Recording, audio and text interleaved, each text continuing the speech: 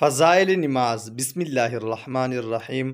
حضرت ابو ذر رضی اللہ تعالیٰ عنہ فرماتے ہیں کہ ایک مرتبہ نبی اکرم صلی اللہ علیہ وسلم سردی کے موسم میں باہر تشریف لائے اور پتے درختوں پر سے گر رہے تھے۔ آپ صلی اللہ علیہ وسلم نے ایک درخت کی ٹہنی ہاتھ میں لی، اس کے پتے اور بھی گرنے لگے۔ آپ صلی اللہ علیہ وسلم نے فرمایا، اے ابو ذر، مسلمان بندہ جب اخلاص سے اللہ کے لیے نماز پڑھتا ہے تو اس سے اس کے گناہ ایسے ہی گرتے ہیں جیسے یہ پتے درخت سے گر رہے ہیں۔ معزز سامعین کرام، فائدے میں لکھا ہے، سردی کے موسم میں درختوں کے پتے ایسی کثرت سے گرتے ہیں کہ بعض درختوں پر ایک بھی پتا نہیں رہتا۔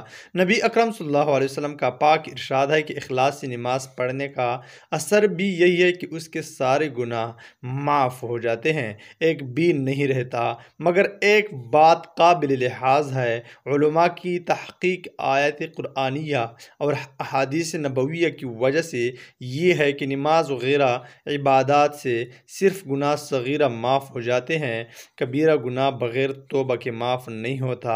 اس لیے نماز کے ساتھ توبہ و استغفار کا اہتمام بھی کرنا چاہیے، اس سے غافل نہ ہونا چاہیے۔ البتہ حق تعالی شانہ اپنے فضل سے کسی کے گناہ کبیرہ بھی معاف فرما دیں تو دوسری بات ہے۔ وآخر دعوانا ان الحمد للہ رب العالمین۔